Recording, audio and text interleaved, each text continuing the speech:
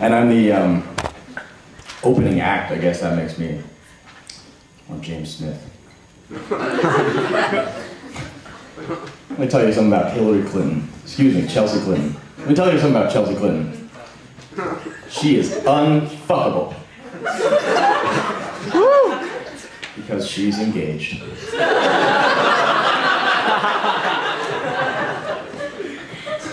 And I am not that smooth. Anyway, that's really my only job as a senior class officer. I can put that shit on my resume. Something about communications. No, I send out the pub night email every week, and I have fun with it. I think you guys know that. And pub night itself is a lot of fun. I love pub night because it brings joy to the whole campus, and I hope you guys love it for the same reason. And I think most of the time, you drink responsibly. I would say most of the time, and then some of the time you don't.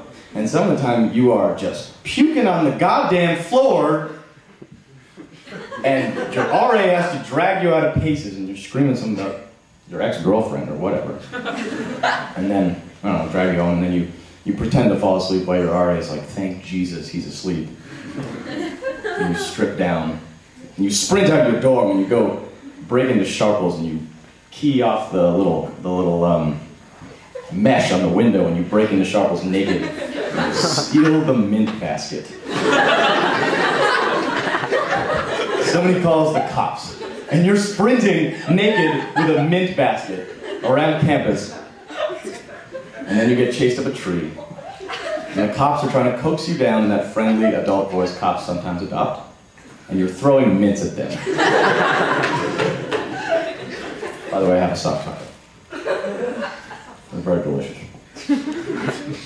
And at that precise moment, when you are throwing little green Sharples mints at members of the law enforcement agency, that's when you have a Sims moment. A Sims moment is what happens. Sometimes intoxicated, moments of intoxication are like you're really high or something, and you zoom out, and you look at yourself, and you realize you have a very low score. The little diamond above your head is bright fucking red. What usually happens is like the person controlling you, the macro Brendan in this situation, has just left the computer for some stupid reason, and he left the goddamn Sims on. Left the program on. He went to go jerk off or do homework or something. You know. And micro Brendan, or Brendan in this life, is just fucking up. He's just peeing in the fridge, crying on the floor, just forgetting all sorts of social interactions, just forgetting how all that shit works. That always happened in The Sims. What the hell is Carmen Sandiego?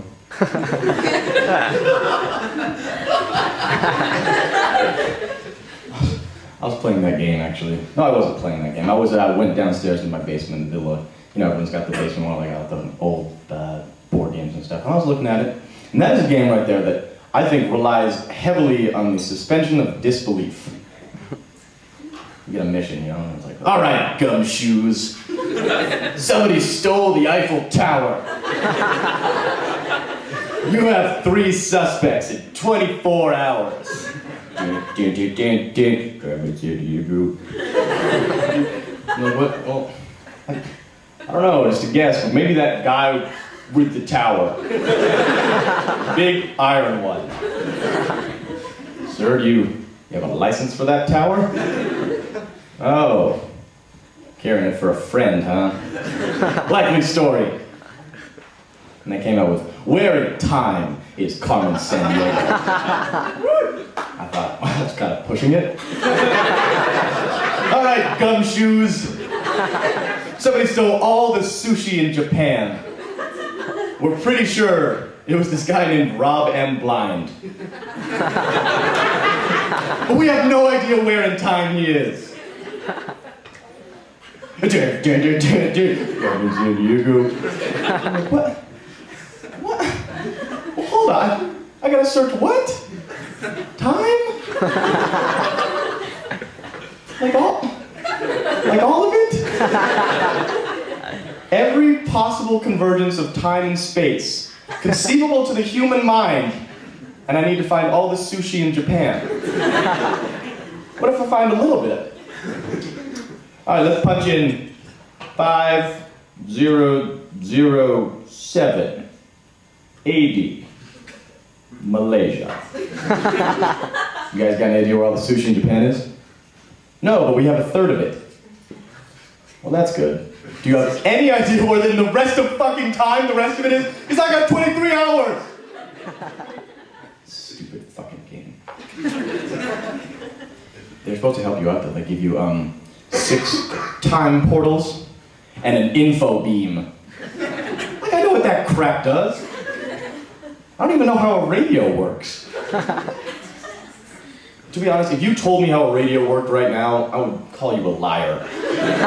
There's a bunch of invisible waves flying through the air through your body right now, and with the special machine, if you punch in a number between 89 and 107, but it has to be an odd number, the decimal has to be odd in the 10th position, you can hear music. The fuck?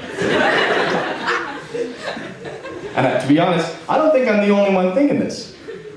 I think we are occupying a special place in human history, unlike any other, where not anyone really has any idea what our technology does or how it works. Let's go through a time portal. Let's go back to Germany, 1400s. Printing press, just invented. Gutenberg's like, all right, guys, here's how it works. You got this plate, you got some ink on it. Here's the paper. You put the plate on the paper. Now the ink's on the paper. Do that a few hundred times, you got what's called a copy. You guys get it? Oh, yeah, I get that. That seems to make a lot of sense, yeah.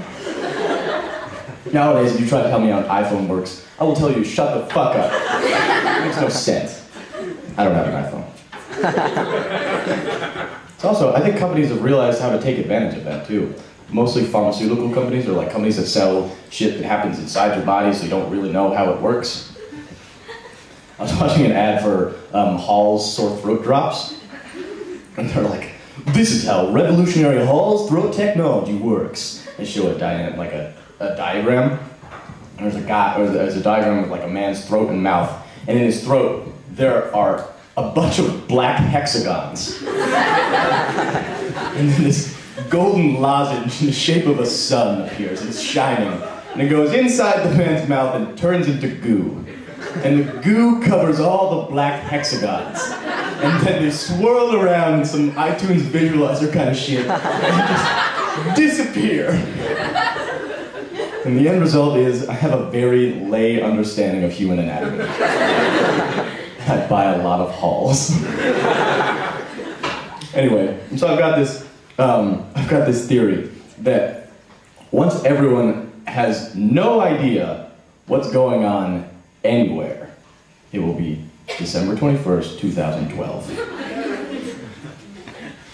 I've read the I Ching. I don't know how to read it. I haven't read it.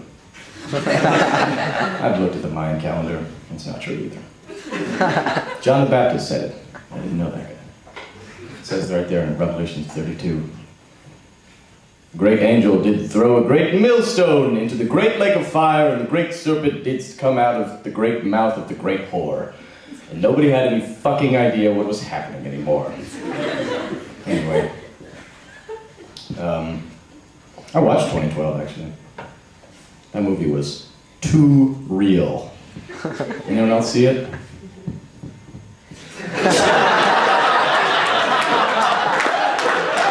Man, that's good. Great. Oh man, I advise you watch it. John Cusack goes hard in that movie. Don't watch it. Don't watch it. Did you actually know that the end of the world is rated PG-13? I didn't know that. What is PG-13? Mature themes? Brief depictions of violence? Brief nudity? Well, there is. I don't think so. I've got a vision of the apocalypse where halfway through the apocalypse, Everyone takes a good look around and they want the apocalypse to continue. You know, the world's ending, you look around, people are just drop-kicking babies.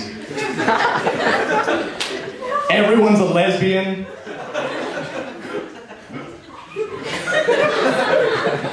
Someone you really admire in your life, like your 7th grade English teacher is like having sex with a fish. You're like, Mr. Lenahan, what are you doing? He's like, the world's ending, I kind of want to know what it feels like. And you're like, fuck this. I guess the world should end. Whatever. That's the end of my shit. Okay, great. Somebody take this fucking microphone from me. I'm going to Abu Dhabi. Good night.